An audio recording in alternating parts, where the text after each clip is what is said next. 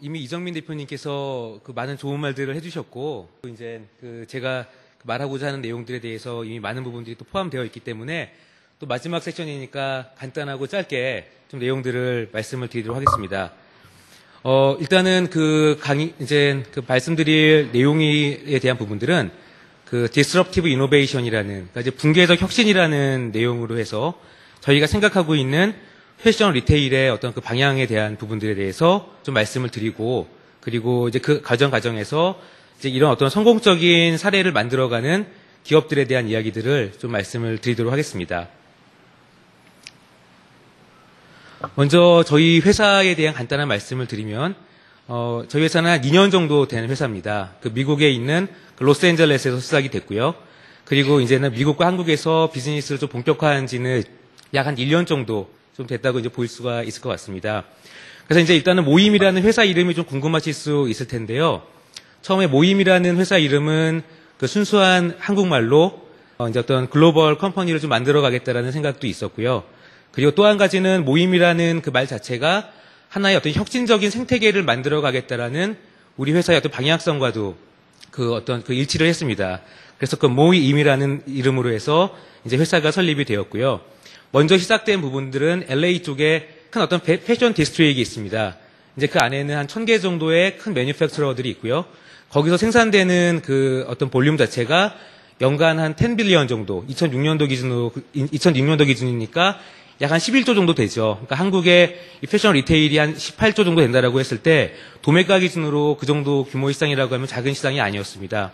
그리고 이제 제가 생각했을 때는 오히려 한국 사람이기 때문에 더 경쟁 우위를 가질 수 있는 미국 시장을 봤었고요. 이제 거기서 참 신기하게도 이제 LA에 있는 패션 디스트릭의 한 1000개 정도의 매니팩처러 중에 80% 정도가 재미교포들이 운영을 했습니다. 그래서 이제 거기서 어떤 비즈니스의 축을 만들어 가시는 회사 중에 포레버 21도 여기 한국분이 하시는 회사로 알고 계실 거고요. 저희가 생각할 때 이제 이쪽에서 어떤 패션에 대한 비즈니스를 시작하기에 상당히 좋은 어떤 토양이라는 생각을 갖고 진행을 했습니다. 그래서 이제 그 안에서는 저희가 이런 매니팩처러와 바이어를 연결해주는 B2B 커머스 플랫폼을 운영을 하고 있고요. 여기서 이제 1000개 정도의 매니팩처러 중에서 지금 현재는 한 240군데 정도가 가입되어 있습니다. 그리고 이제 미국에 한 6만 개 정도의 리테일러가 있는데 이제 그 중에서 한 15,000개 정도 리테일러가 가입되어 있으니까 나쁘지 않은 성장으로 차근차근 이제 키워나간다라고 보시면 될 것 같습니다. 그래서 이제 여기서 다시 시작되는 부분들은 이러한 B2B를 바탕으로 해서 직거래 기반의 B2C 플랫폼을 연결시키고자 하는 생각으로 해서 한국에서 일단 B2C 온라인 비즈니스를 시작을 하게 됐습니다. 그래서 이제 이 부분들은 이커머스에 기반해서 이제 어떤 구매 대행이라든가 아니면 사익 구조라기보다는 직거래에 기반한 커머스 플랫폼을 이제 오픈을 했고요. 이제 그렇게 하는 상태에서 이제 올해 3월에 이제 오프라인 쪽 온오프가 연계되는 매장을 오픈을 했고, 그리고 이제 현대백화점이라는 이제 메이저급 채널에서 이제 우리가 지향하고 있는 그런 어떤 생산의 기획부터 판매까지를 연결시켜주는 비즈니스 모델에 관심이 있어서 온라인 전문몰로는 좀 드물게 이제 어떤 메이저 백화점에 입점하게 되는, 현재는 3개점에 입점을 해 있고요. 그런 식으로 이제는 이 비즈니스가 전개되어 가고 있습니다. 그리고 이제 이걸 바탕으로 저희가 어떤 온라인에서 그런 어떤 커머스 플랫폼을 만들어가는 데 있어서는 이제 우리만으로서는 힘들기 때문에 이제 한국의 어떤 대표적인 IT 회사인 네오위즈라는 회사가 있습니다. 거기는 이제 벅스나 이제 국내에서 가장 큰 1, 2등을 다투고 있는 게임 포털인 피망을 만들고 있는 이제 회사인데요. 이제 그쪽과의 연결 개발을 통해서 이제 IT 쪽에 대한 부분들을 만들어가고 있습니다. 그리고 이제 패션과 가장 또 밀접하게 연결되어 있는 부분들이 이제 뷰티 영역이 있는데요. 이제 우리 쪽에 어떤 초기에 함께하고 있는 전략적인 어떤 파트너 중에 하나가 이 참존이라는 코스메틱 회사가 있습니다. 그래서 이쪽과 또 함께 이제 젊은 층을 대상으로 한 이제 브랜드의 시판을 이제 앞에 두고 있습니다. 이제 보시면 알겠지만은 저희가 이제 운영하고 있는 회사의 이름과 같이 저희는 이제 혼자만 어떤 모멘텀을 만들어가는 회사가 아니라 함께 어떤 혁신을 위한 생태계를 조성하는데 큰 주안점을 두는 회사라고 보시면 될 것 같습니다. 그러니까 제임스 모어의 경쟁의 종말이라는 책에도 나와 있듯이 이제는 기업 간의 경쟁이 아니고, 최근에는 시스템과 시스템의 경쟁이었다라고 한다면 이제는 어떤 기업이 속해 있는 생태계와 생태계의 경쟁이라는 말이 나오고 있습니다. 그래서 일단 그런 부분들로 해서 회사가 운영되어 가고 있고 상당히 아직은 많이 모자란 부분이 있지만 재미있게 좀 이제 멤버들과 한미 간에서 사업을 운영해 나가고 있는 회사라고 보시면 될 것 같습니다. 이제 이 중에서 저희가 이제 지향하고 있는 터치라는 그 브랜드에 대해서 뭐 간단하게 말씀을 드리면은요. 이 내용들 전체를 다 보실 필요는 없겠지만 저희가 어떤 프레임워크로 생각하는지만 봐주시면 될 것 같습니다. 일단은 저희가 만약에 어떤 생산의 기획부터 판매까지를 그 수직 계열화하는 어떤 SPA를 지향한다라고 했을 때 그런 부분들이 어떤 코어가 있고 그 코어를 이제 이루기 위해서 어떤 특성을 가져야 된다라는 부분들 그리고 이제 소비자한테 어떤 특정한 밸류 프로포지션을 주기 위해서 어떤 감성적이고 펑셔널한 베네핏이 있는지 그리고 SPA라고 했을 때 그 포인트 오브 디퍼런스 그러니까 어떤 차별점의 어떤 부분이 있고 포인트 오브 패러티 이제 그거는 어떤 공통점은 어떤 것이 있는지에 대한 내용들로 이제 가게 되고요. 그리고 나서 이제 RTB라는 Reason to Believe 소비자들이 우리가 지금 소구하고자 하는 이런 코어에서부터 POP, PDP까지를 믿어야 되는 이유가 무엇인지에 대한 고민을 바탕으로 해서 이제 어떤 이 브랜드가 생겼고요. 아직은 시작 단계의 작은 브랜드입니다. 그래서 마침 내일 그 리츠칼튼 호텔의 에덴이라는 클럽에서 저희 쇼케이스가 자그맣게 진행이 되는데 이제 그 바쁜 일정이시겠지만 혹시 시간이 되시는 분들은 RSVP를 해주면은 좀 모시고 하도록 하겠습니다. 해당 이벤트는 그 미투데이라는 네이버 계열의 그 모바일 SNS와 함께 실시간으로 라이브로 이제 좀 그 중계가 될 수 있는 식으로 해서 조금 어떤 실험적이면서도 좀 온라인과 오프라인이 연계될 수 있는 그런 어떤 쇼케이스로 진행이 될 예정입니다. 이제 본격적으로 말씀을 좀 드리겠습니다. 저희가 생각하는 붕괴적인 혁신 그리고 좀 이 부분에 대해서 나누고 싶은 부분들에 대한 그 말씀을 드리겠습니다. 이제 거기에 앞서서 일단은 뭐 그 아인슈타인이 말했듯이 그 상식은 편견의 집합체라는 말이 있습니다. 그래서 우리가 어떤 융합이라든가 붕괴라든가 어떤 새로운 어떤 디멘션을 만들어가는 데 있어서 좀 가장 먼저 좀 버려야 되는 부분들이 우리의 좀 상식이 아닐까, 우리의 편견이 아닐까라는 생각으로 이 애니메이션을 좀 그려봤고요. 최근 들어서 지금 TGIF라는 말이 있습니다. TGIF라는 말은 예전에는 뭐 Thanks God in Friday라는 금요일날 하는 인사말이었는데 지금은 트위터, 구글, 그리고 아이폰과 페이스북이라는 네 가지의 어떤 디지털 라이프를 선도하는 플랫폼의 또 그 약자로도 사용이 되고 있습니다. 또한 공교롭게도 앞서서 여러분들이 좀 말씀을 해주셨지만 이제 트위터 같은 경우도 이제 실시간 검색이라든가 그리고 이제 어떤 소셜 쇼핑에 대한 부분으로 이제 진출을 하고 있고요. 구글 같은 경우도 그 부틱스.com으로 패션의 이커머스의 출사표를 던진 상황입니다. 그리고 이제 아이폰 같은 경우도 아이튠즈라는 이제 그 커머스 플랫폼을 바탕으로 해서 이 미디어와 커머스를 연계해주는 역할을 하고 있고요. 페이스북 같은 경우도 최근에 이제 5억 명 이상의 유저를 바탕으로 해서 이 F커머스라는 온라인 커머스를 지향을 하면서 이 네 개의 회사들이 다 어떤 감성 영역에서의 커머스 플랫폼들을 만들어가고 있다는 공통점들이 또한 있습니다. 이런 현실 속에서 그 소비자들의 그 내용들을 보게 되면은 이제 하이테크에서 하이터치의 시대로 가고 있고 그 연장선에서 일단 일과 그 놀이의 관계가 상당히 이제는 모호해지게 되는 그런 부분들이 보이게 됩니다. 그래서 이제 우리가 세계 최고의 그 온라인 사전이라는 그 위키피디아를 봤을 때 그 위키피디아의 그 양질의 컨텐츠를 올리는 사람들이 돈을 받고 일하는 게 아니라는 것이죠. 근데 그들은 놀이같이 하지만 그 자체가 어마어마한 사실은 일을 만들어내는 이제 뭐 위키노믹스라고도 하는 그런 어떤 경제의 패러다임을 또 바꿔나가고 있습니다. 그리고 리얼 월드와 버추얼 월드 자체가 상당히 모호해지고 있습니다. 그래서 뭐 이제 아바타라든가 3D 영화라든가 그리고 온라인 업체의 많은 오프라인 진출 그리고 오프라인에서의 온라인 진출 같은 것들은 이제 어떤 이런 어떤 리얼 월드와 버추얼 월드 사이에서의 그런 컨버전스들을 이제 보여주고 있습니다. 이런 소비자의 변화는 대세이고 과연 우리가 이런 소비자의 변화에 어떤 식으로 맞춰 나갈 수 있을까가 상당히 중요한 요소로 되고 있습니다. 특히 패션에서 중요한 이유는 이러한 시대를 우리가 이제 하이테크에서 하이터치, 이제 감성의 시대로 간다라는 이야기가 있고 이런 부분을 선도할 수 있는 영역이 패션이라는 점에서 우리한테 시사하는 바가 상당히 크다라고 생각을 합니다. 이제 예전에 그 하버드 대학의 엘리 오펙 교수님과 한국의 소비자, 한국의 디지털 키즈라는 이 디지털 세대에 대한 소비자 조사를 좀 수행을 한 적이 있었습니다. 그래서 상당히 재밌고 많은 양의 이제 어떤 프로젝트였었는데, 여기서 이제는 에센스를 이제 해보게 되면은 크게 5가지 한국 디지털 키즈의 속성, 어떻게 보면 한국 디지털 키즈가 아니라 뭐 글로벌한 어떤 디지털 세대의 속성이라고도 볼 수가 있겠죠. 그 5가지 속성에 대해서 잠깐 말씀을 드리게 되면은요. 첫 번째는 나 자신과 다른 사람들 간의 인터랙션을 즐긴다라는 겁니다. 그래서 이제 이 부분들은 일단 내가 중심이 돼야 되는 부분들이 있지만 내가 중심이 되면서도 다른 사람들을 의식하지 않을 수가 없는 약간은 모순적인 소비자들의 반응을 보입니다. 그러니까 이제 악플보다 더 무서운 게 무플이라는 말이 있듯이 소비자들은 웹상에서 내가 올리는 어떤 행동에 대해서 다양한 어떤 피드백들에 대한 부분들에 대해서 굉장히 관심 있게 여기고 있다는 부분이고요. 그리고 이제 인포메이션과 디스커버리가 융합된다라는 부분입니다.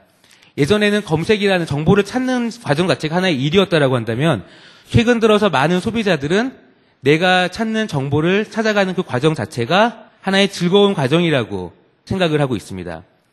그리고 이제 세 번째가 immediacy and living the moment라는 말인데요. 이거는 이제 소비자들이 최근 들어서는 인내심이 굉장히 약해지고요. 즉각적이고 내가 이 순간순간을 즐긴다라는 그런 소비자의 성향을 보인다라는 내용입니다. 너무 잘하는 부분들이 뭐 이피션시와 이 융합, 컨버전스에 대해서는 굳이 설명이 필요 없다라고 생각이 되고요. 이걸 통해서 소비자들이 얻고자 하는 2가지 어떤 가치는 나의 자존감, 셀프 이스팀과 스몰 석세스입니다. 그러니까 이제 예전에는 내가 사회에서 큰 성공을 오랜 기간 동안에 걸쳐서 얻는 걸 바랬다라고 한다면 이제는 작은 성공에 대해서 그때그때의 기쁨을 누리기를 원하고 이걸 바탕으로 해서 나 자신의 자존감을 얻기를 원한다라는 부분들입니다. 이런 내용들이 사실은 다 트위터라든가 페이스북 등에 반영이 되고 있는 현상이라고 보실 수 있겠습니다. 그럼 이제 이러한 어떤 소비자들의 변화라든가 그리고 이제 플랫폼의 진화 이런 부분에 대해서 이제 패션 리테일은 어떠한 관점을 가져야 될지에 대해서 간단한 3가지 프레임워크에 대해서 설명을 좀 드리겠습니다. 그 3가지 프레임워크에 앞서서 일단은 붕괴적인 혁신이라는 것에 대한 설명을 좀 드리겠는데요. 붕괴적인 혁신에 대한 개념은 이제 경영학계에서는 아인슈타인이라고도 불리는 크리스텐슨 교수님이 말한 어떤 프레임워크입니다. 그래서 이제 이분 역시 교육에 있기 전에는 먼저 사업을 운영을 하면서 성공을 시켜본 부분이기 때문에 상당히 실무적으로 우리한테 주는 인사이트가 많은데요. 붕괴적 혁신이라는 것은 이제 2차원적인 상황에서 봤을 때 이제 어떤 하나의 선도자가 나오면은 그 선도자를 따라다니는 많은 후발주자들이 생긴다라는 것이죠. 근데 그 후발주자들이 생기면서 결국은 이런 2차원적인 공간에서는 이제 많은 무한한 경쟁이 생긴다라는 겁니다. 이건 어떻게 말하면 또 레드오션이라는 말도 이제 있겠죠. 이제 이럴 때 새로운 디멘션, 3차원을 이끌어줄 수 있는 이런 새로운 디멘션을 만들어줄 수 있는 기업들이 새로운 성공의 가능성을 견인한다라는 부분입니다. 그리고 이제 이런 새로운 디멘션을 찾기 위해서는 소비자가 원하는 조합을 충족시켜준다든가 아니면 네트워크 이펙트를 생각해준다든가 아니면은 키스톤 전략과 같은 어떤 운영 전략을 해준다든가 뒤에서 설명한 3가지의 프레임워크에 기반해서 이 디멘션을 만들어가는 기업들이 있다라는 것입니다. 뭐 대표적인 기업 중에 여러 기업들을 들 수 있겠지만 애플을 하나의 예로 들 수 있을 것 같습니다. 그래서 올해 이제 CEO 오브 디케이드로 해서 지난 10년간의 가장 성공적인 CEO에 들어갔죠. 근데 이제 아마 CEO 오브 센츄리가 되지가 않을까 싶습니다. 세기의 CEO가 될 것 같은데요. 이제 스티브 잡스 같은 경우는 2003년도에 애플의 시가총액이 1.5 빌리언이었습니다. 그러니까 이제 $1 환율을 1대 1000으로 잡으면은 약 한 1조 5천억 정도의 회사였죠. 근데 이제 한 6년, 7년이 지난 지금 그 회사가 300조가 넘었죠. 300 빌리언이 됐습니다. 그래서 이제 뭐 1조 5천억 정도 회사라고 한다면은 굳이 쉽게 직관적으로 예를 들면은 페이스샵이라는 한국 화장품 회사의 한 서너 배 정도 됐던 회사가 한 7년 만에 삼성전자의 3배 정도 되는 회사로 성장을 한 겁니다. 근데 200배 이상의 성장을 견인을 했다라고 했을 때 결코 쉬운 일은 아니었겠죠. 그 짧은 시간 동안에. 이제 그런 부분들이 결국은 이런 붕괴적인 혁신이 갖고 있는 파괴력입니다. 그리고 이미 패션에서도 뒤에서 이제 말씀드리겠지만 많은 회사들이 이런 붕괴적인 혁신을 통해서 새로운 어떤 패러다임을 견인해 나가고 있다라고 보입니다. 그래서 애플의 이런 붕괴적 혁신의 어떤 견인차 역할을 했던 부분들은 이제 많은 분들이 애플의 스티브 잡스가 애플의 CEO인 거는 알지만 이제 월트 디즈니의 대주주라는 부분 모르시는 분들도 계실 것 같아요. 그래서 이미 이제 스티브 잡스 같은 경우는 IT 회사이면서도 컨텐츠를 알고 있는 가장 어떤 고도의 컨텐츠를 갖고 있는 그 회사의 대주주입니다. 그래서 이제 그런 부분들이 융합할 수 있는 컨텐츠와 디바이스를 융합할 수 있는 토양이 되는 거고요. 그리고 이제 애널리스트들이 이야기하는데 애플은 과연 이제 IT 회사냐, 패션 회사냐. 이제 그 애플을 패션 회사로 이제 규정하는 그 이제 월스트리트의 애널리스트들도 있습니다. 그 말은 그런 어떤 이 문화와 컨텐츠와 디바이스를 결합을 하게 되면서 정확하게 소비자들의 그런 어떤 트렌드와 패션을 이해할 수 있다라는 거죠. 그래서 그 한국의 이제 레인콤이라는 회사가 MP3를 먼저 만들었지만 애플의 아이포드가 대성공을 거두게 되죠. MP3가. 그럼 그 부분은 결국은 어떻게 보면은 디바이스와 패션의 결합인 겁니다. 그래서 뉴요커들이 메트로에서 아이포드를 들고 있는 것 자체가 음악을 듣고 있는 게 아니라 내 패션을 보여주는 어떤 현상이 되는 거죠. 그러니까 이상과 같은 어떤 디스럽티브한 붕괴적인 어떤 그 프레임워크는 이런 식으로 이해될 수 있을 것 같습니다. 그럼 이제 이러한 부분들을 패션에서 선도해 나가고 있는 기업들이 어딜까를 봤을 때 이제 아까 전에 그 이정민 대표님도 자나깨나 그 보는 기업들이 자라와 H&M과 유니클로라고 했는데 제가 볼 때도 역시 많은 어떤 비즈니스 케이스를 봤을 때 자라와 유니클로나 H&M 등이 이런 디스럽티브한 혁신을 선도하는 기업이라고 생각이 됩니다. 그래서 이제 그 자라 같은 경우는 이미 존재하고 있었던 영 컨템포러리나 이제 주니어 라인에서 여기서 이제 어떤 패스트 패션과 이를 구현하기 위한 굉장히 이피션트한, 굉장히 효율적인 그 서플라이 체인 쪽에 대한 그 투자를 하게 됩니다. 이걸 통해서 지금 현재는 경쟁사들과 대비했을 때 그 2005년 그 비즈니스 리뷰 내용을 보게 되면은 경쟁사 대비 그 10분의 1의 광고비를 씁니다. 매출 대비 이제 쓰는 광고비가 있겠죠. 그러면서 경쟁사 대비 그 매장 집객이 4배가 이루어지고 있습니다. 그래서 저희는 이제 뭐 럭셔리나 이런 쪽이 아니라 어떻게 보면은 대다수의 소비자를 상대하는 쪽에 아무래도 관심이 있다 보니까 자라나 이제 유니클로의 이런 케이스를 봤을 때 상당히 그 효율적인 부분에 대해서 생각을 하게 되는 겁니다.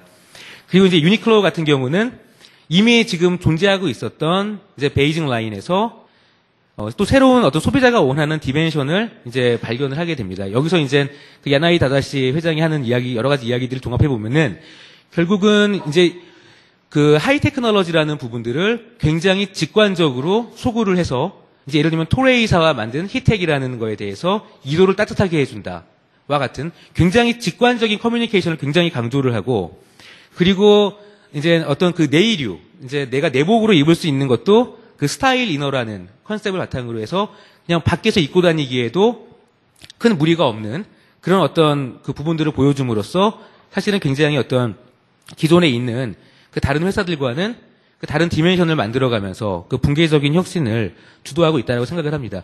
물론 이 안에는 더 많은 요소들이 있겠지만 이거 상당히 간단한 지금 프레임워크로 말씀을 드리는 부분입니다.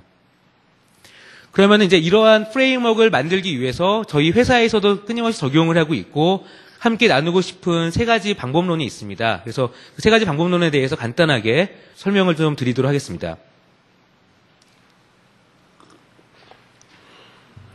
첫 번째는 그 잡투비던이라는 프레임워크입니다. 이제 그 예전에 그 하버드 대학의 레빗 교수라는 분이 그 드릴을 이제 보여주면서 이 드릴을 어떻게 하면은 잘 팔 수 있는지에 대해서 마케터들한테 이야기를 했습니다. 그때 이제 마케터들이 다양한 전략을 세우는데요. 뭐 이제 손잡이를 어떻게 한다든가 가격을 어떻게 한다든가 이제 그런 식의 이야기들을 했을 때 레빗 교수가 말하는 부분은 소비자가 사는 것은 드릴이 아니라 3.5인치짜리 구멍이다라는 이야기를 합니다. 소비자가 드릴을 사는 이유는 내가 드릴을 갖고 싶어서가 아니라 내가 어떤 구멍을 원한다라는 것이죠. 이제 여기서부터 좀 잡투비던이라는 프레임워크에 출발을 하게 됩니다. 그러니까 소비자는 오늘의 소비자가 내일 변할 수가 있습니다.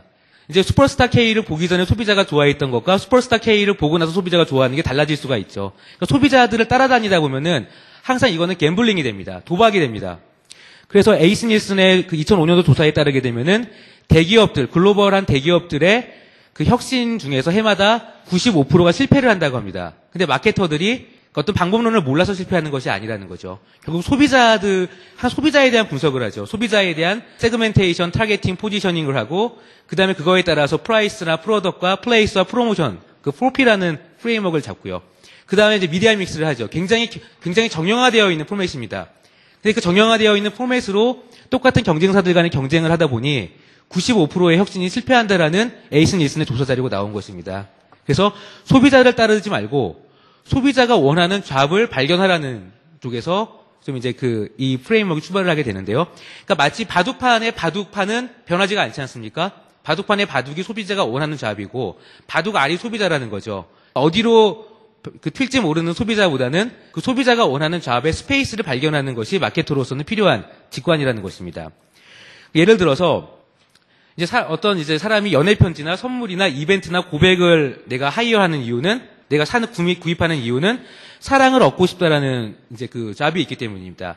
내가 예를 들면은 어떤 어머니가 김장을 담그는 이유는 김치를 먹고 싶어서라기보다는 가족에 대한 사랑을 보여주고 싶은 잡이 있다라는 거죠. 바로 그래서 그런 어떤 표면에 드러나는 행동이 아니라 그 내면에 있는 본질을 보는 것이 이제 그런 시작이 됩니다. 그래서 이제 예를 들면은 기록을 저장하고 싶다라는 그 잡이 있을 때 이를 충족시켜주기 위해서 뭐 수첩이나 일기장이나 컴퓨터가 그 역할을 해줄 수가 있겠죠. 이러한 잡은 그러니까 다양한 이런 어떤 서비스나 재화는 변하더라도 소비자가 원하는 기록을 저장하고 싶다는 잡은 변하지가 않는다라는 겁니다. 근데 이제 여기서 만약에 마케터가 한 단계 더 구체화되어 있는 소비자의 그 잡을 발견한다라고 하면은 예를 들면 저장된 기록을 언제나 간편하게 휴대하고 싶다라는 소비자의 잡 스페이스를 발견하게 될 때 PDA라는 시장이 생길 수가 있다라는 겁니다. 앞서 말씀드렸다시피 그 통계 조사에 의해서 볼 때 95%의 혁신이 잡을 찾지 못한 어떻게 보면은 너무 정형화되어 있는 잘 구성되어 있지만 그런 비즈니스 플랜으로 인해서 엄청난 비용을 들이면서도 시장에서 성공하지 못하는 경우들이 이제 보인다라는 것입니다. 그래서 이미 지금 현재는 뭐 무한 경쟁이 펼쳐지고 있다라고 해도 과언이 아닌 이 패션 영역에서 특히 이제 글로벌 기업들과의 경쟁들이 치열해지는 이런 상황에서 그런 전략적인 길이 무엇일까를 봤을 때 다소 아쉬운 부분들은 이제 많은 또 이 베이징 라인들에서 발열성 옷들을 보이더라고요. 근데 그거는 이미 유니클로가 만들어 놓은 스페이스입니다. 유니클로가 만들어 놓은 곳에서 또 많은 투자를 들이면서 경쟁을 해나간다라고 했을 때 과연 그 안에서 그 어떤 그 새로운 어떤 그 붕괴적인 혁신을 통해서 아까 앞서 말씀드렸던 애플이나 예전에 자라나 유니클로가 만들어낸 그런 어떤 성장을 견인할 수 있을까라는 아쉬움이 있었습니다. 그래서 우리만의 길을 찾아야 되고 우리만의 길을 찾기 위해서는 우리가 갖고 있는 장점, 우리만이 할 수 있는 부분들을 바탕으로 해서 소비자에게 충족되지 않은 잡을 발견하는 것이 반드시 필요하다라는 생각을 갖게 됩니다. 이제 앞서 말씀드렸던 부분들이기 때문에 더 간단한 설명은 더 이상 드리지는 않겠습니다. 그래서 자라나 유니클로 같은 경우는 소비자가 원하는 잡에 대한 스테이트먼을 굉장히 정확히 찾았고 이를 어떻게 하면은 충족시켜줄 수 있을까에 대해서 굉장히 충실했기 때문에 어떤 엄청난 마케팅 비용이라든가 홍보 비용을 들이지 않으면서도 자라 같은 경우는 뭐 스페인의 삼성과 같은 회사고 유니클로 같은 경우도 일본을 대표하는 지금 기업으로 일본의 불황기를 지금 극복해 나갈 수 있는 새로운 모델로 각광받고 있듯이 이런 어떤 붕괴적인 혁신을 이룰 수 있었다라고 생각을 합니다. 이제 두 번째 그 프레임워크는 플랫폼에 대한 부분입니다. 이제 이 부분은 앞서 이정민 대표님도 말씀하셨던 온라인과 오프라인의 어떤 컨버전스, 융합이 되는 시기에서는 이제 반드시 이제 패션 쪽에서도 알고 있어야 되고 이 부분들을 어떻게 하면 우리 기업에 맞게 적용할 수 있을까에 대한 생각들을 해야 되는 부분이라고 생각이 됩니다. 그래서 이제 이 플랫폼에 대한 부분들은 그 두 가지 그 유형으로 이루어지게 됩니다. 이제 머니 사이드, 우리가 돈을 벌 수 있는 사이드가 있고요. 서브시디 사이드는 이쪽을 우리가 지원을 해주는 이제 보조금을 받는 사이드가 됩니다. 그래서 예를 들면은 구글, 이제 요번에 패션 쪽에 새롭게 또 진출한 부트엑스.com으로 진출하게 된 구글 같은 경우는 일단은 그 검색하는 사람들한테는 돈을 받지 않습니다. 근데 한번 소비자들이 검색어를 넣고 검색 결과를 돌릴 때 구글은 약 한 15센트 정도의 비용이 들어간다고 합니다. 지금은 더 비용이 줄어들었는지는 모르겠지만요. 약 한 150원 정도의 비용이 들어가는데 받질 않죠. 대신에 이제 많은 소비자들이 들어오기 때문에 광고주들이 검색 광고를 걸게 되고 이를 통해서 돈을 법니다. 그리고 이제 플레이스테이션 같은 경우도 게이머한테는 사실은 이런 그 콘솔 게임 기기는 사실 훨씬 더 비싼 기기지만은 싸게 주죠. 대신에 이제 게임을 만드는 회사로부터는 약 한 15% 정도의 로열티를 받습니다. 그래서 이제 이런 어떤 게임 퍼블리셔들한테 돈을 벌게 되는 구조입니다. 그리고 마이크로소프트 같은 경우는 이제 그 어떤 유저들한테는 상당히 무료로 제공하는 서비스들이 많습니다. 뭐 인터넷 익스플로러라든가 그 MSN이라든가 상당히 많은 부분들은 이제는 그 적게 받고 있죠. 대신에 이제 그 이런 어떤 다양한 플랫폼 마이크로소프트라는 그 플랫폼 안에서 많은 어떤 그 프로그램을 만드는 개발 회사들한테부터는 상당히 많은 이 수익을 챙길 수 있는 구조로 연결이 되어 있습니다.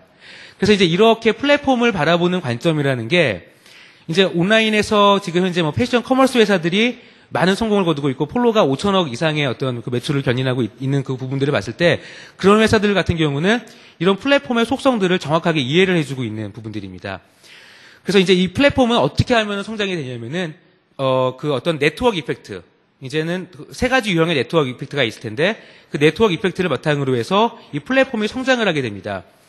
그래서 이제 2000년대 초반에는 한국의 많은 기업들이 이제 자기네 기업 홈페이지를 만들면서 그 홈페이지 안에다가 그 미니 홈피를 만들어 달라고 했었대요. 그리고 그 안에 그 메신저 도구도 만들어 달라고 했었다고 합니다. 웹 에이전시들의 이야기예요. 그러니까 이제 그때는 워낙 이제 그 웹이라는 게 유행이다 보니까 자기네 기업 사이트에다가 이제 어떤 카페 만들고 미니 홈피 만들고 메신저 만들면 잘 될 줄 알았다고 했지만 메신저 중에서 성공한 데는 MSN과 네이트 정도밖에 없죠. 구글 좀 사용이 되고요. 마찬가지로 이제 그런 어떤 그 2005년도 정도가 됐을 때는 또 많은 기업들이 그 유저가 만들어낸 컨텐츠, UCC 열풍이 불었었죠. 그때 또 많은 기업들이 또 UCC를 만들었습니다. UCC가 없으면 안 될 것 같다라는 생각이 들었으니까요. 근데 거기서 얼마나 성공적인 사례가 많은가를 한번 우리가 생각해 볼 필요가 있습니다. 2010년에는 모바일 앱에 대해서 모든 기업들이 다 이제 모바일 앱을 만들려고 하고 있죠. 마치 그 2000년대 초반에 그 이제 많은 회사들이 자기네 그 기업 사이트에다가 미니 홈피를 만들고 그 채팅 서비스를 넣으려고 했던 것과 비슷하게 이런 네트워크 이펙트를 생각하지 않으면서 그냥 남들이 하기 때문에 해야 된다라는 강박관념 때문에 하게 된다라고 했을 때는 아마 우리가 10년 후에 봤을 때는 또 그리 성공적이지 못한 사례가 물론 그중에서 성공적인 사례가 나올 수도 있지만요. 되지 않을까라는 생각이 또 듭니다. 그래서 이 플랫폼에서 봤을 때 먼저 그 네트워크 이펙트는 세 가지 종류가 있는데 첫 번째는 그 same side 네트워크 이펙트가 있습니다. same side 네트워크 이펙트는 내 친구들이 많이 쓰기 때문에 나한테 좋은 겁니다. 예를 들면은 메신저 같은 경우는 내가 네이트온을 쓰면은 내 친구도 네이트온을 쓰게 되면 더 좋겠죠. 그런 식으로 해서 그런 어떤 네트워크 이펙트가 내 친구들 간에 이루어지는 부분들이 same side 네트워크 이펙트입니다. 그리고 이제 두 번째 네트워크 이펙트는 크로스 사이드 네트워크 이펙트입니다. 이 부분은 구글에서 검색을 하는 사람이 많아지면 많아질수록 광고주들이 늘어나겠죠. 그리고 내가 마이크로소프트의 그 윈도우를 많이 사용하면 사용할수록 그 이제 윈도우 OS 기반에서 개발하는 개발자들이 늘어나겠죠. 이렇게 소비자와 기업 간의 네트워크 이펙트가 생기는 부분들이 크로스 사이드 네트워크 이펙트입니다. 그리고 세 번째 네트워크 이펙트는 커넥티비티 네트워크 이펙트라고 합니다. 결합에 의한 네트워크 이펙트라고 하는데요. 이 부분은 마이크로소프트가 전형적으로 보여주고 있습니다. 그래서 마이크로소프트의 윈도우 OS 안에 그 MS 워드나 파워포인트가 들어가 있죠. MS 오피스가 번들되어 있고 그리고 그 인터넷 익스플로러가 번들링이 되어 있고요. 인터넷 익스플로러 안에 그 MSN, 메신저가 번들링이 되어 있죠. 이런 식으로 연결에 의해서 나타낼 수 있는 부분들이 커넥티비티, 연결에 의한 네트워크 이펙트입니다.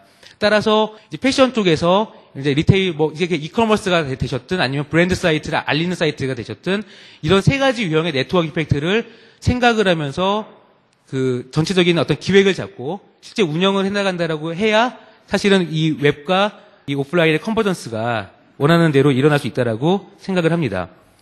그래서 이제 이런 부분들에 있어서 성공적인 사례들에 대해서 간단하게 말씀을 드리면은 이제 그 폴리보라는 회사는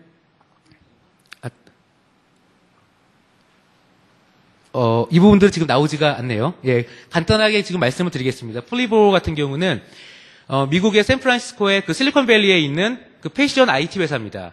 그래서 이제 이 부분들 같은 경우는 소비자들이 자신들이 다양하게 뭐 예를 들면 LA 편집장과 같이 다양한 그 어떤 제품들을 바탕으로 해서 내가 룩북을 만들 수가 있는 솔루션을 제공을 합니다. 한 달에 600만 명 정도의 소비자가 들어와서 다양한 제품들을 바탕으로 해서 지금 이제 자신의 룩북을 만들고 그 룩북을 바탕으로 해서 소비자들이 좋아하는 사람들이 또 팔로워가 됩니다.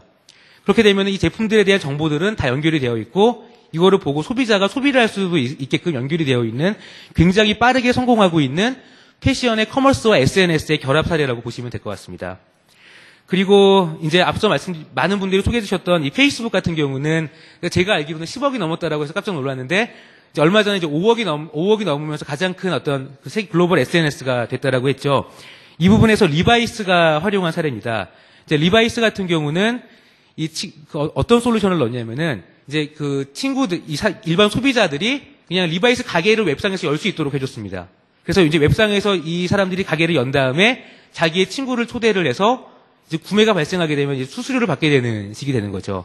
그래서 좀 더 진화한, 좀 더 이제 기업이 폐쇄적이 아니라 일반 소비자들이 이제 그들이 어떤 상거래를 할 수 있는 그런 플랫폼까지 나올 수 있게끔 이 페이스북과의 전략적인 제휴를 통해서 이 내용들을 만들어가고 있습니다. 갑자기 프리즈가 됐는데. 죄송한데 지금 현재 이게 페이지가 넘어가질 않네요.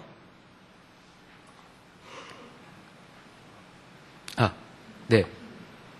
네, 그래서 동영상을 좀 못 보여드려서 아쉬운데요. 나중에 그 링크가 필요하시면 이메일로 보내주시게 되면 그 링크는 알려드리도록 하겠습니다.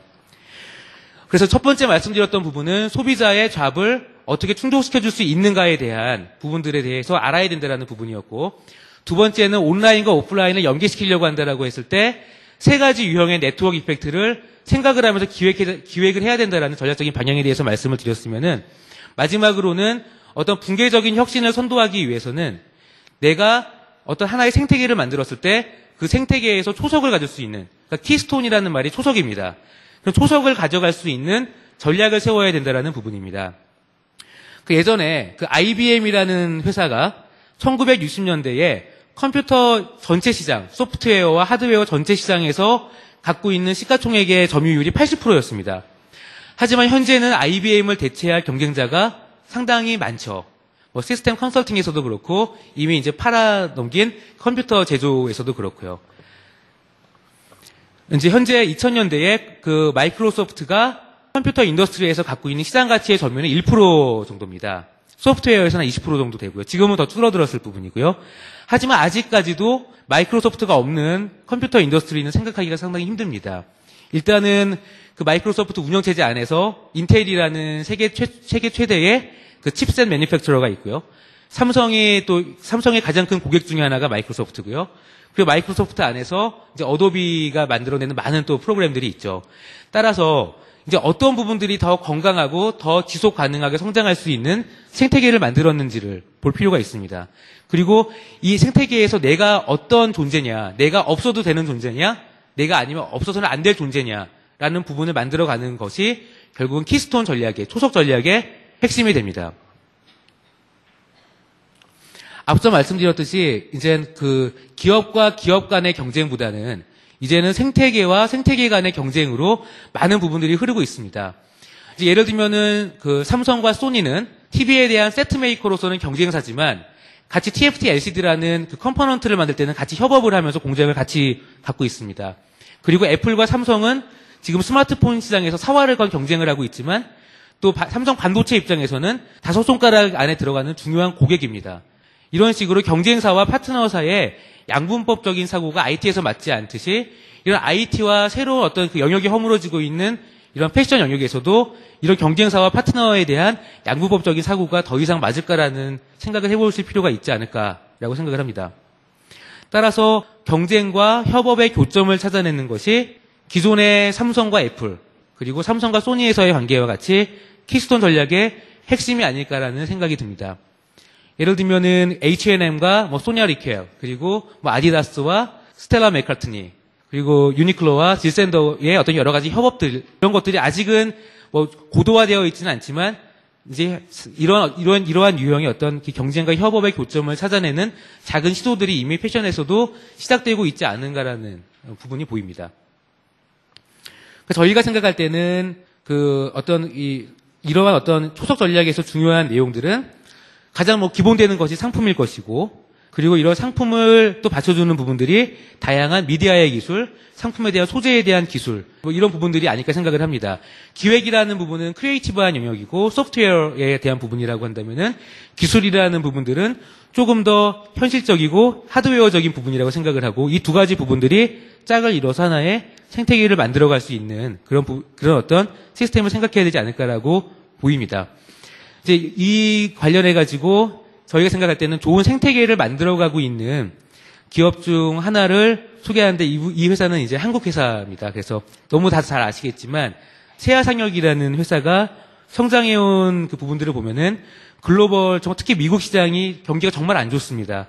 그럼에도 불구하고 이 수출이 계속적으로 증가를 하고 있고, 그리고 미국의 대형 유통업체, OEM 브랜드 등이 다 모두 어떻게 보면은 한국의 이 ODM 회사에 많이 의존을 하고 있습니다. 그래서 이제 그 회사 이름이 세아상혁이고요. 또 뭐 세아상혁과 또 비견되는 회사로 또 한세실업이라는 데가 있죠. 그래서 이 부분을 잘 한번 생각해 보세요. 지금 한세실업 같은 경우는 3명 중에 1명은 우리 옷을 입는다라고 하는데, 미국 사람 중에. 이제 이런 회사라고 하면 과연 이 회사가 없었을 때 그 생태계가 과연 좋게 존재하게 될 것인가 라는 생각을 해볼 수가 있는 거죠.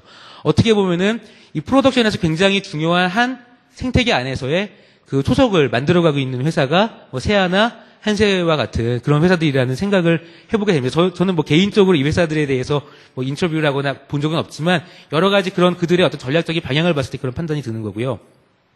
그래서 이제 그런 부분들에서 이제 그 세아가 결론적으로 만들어가게 된 그 어떤 생태계에 대한 부분은 단순하게 주문자 생산만 하는 것이 아니라 디자인에 대한 콜 컴피턴시를 바탕으로 해서 디자인까지를 제안할 수가 있는 ODM으로 진화를 했다라는 부분들.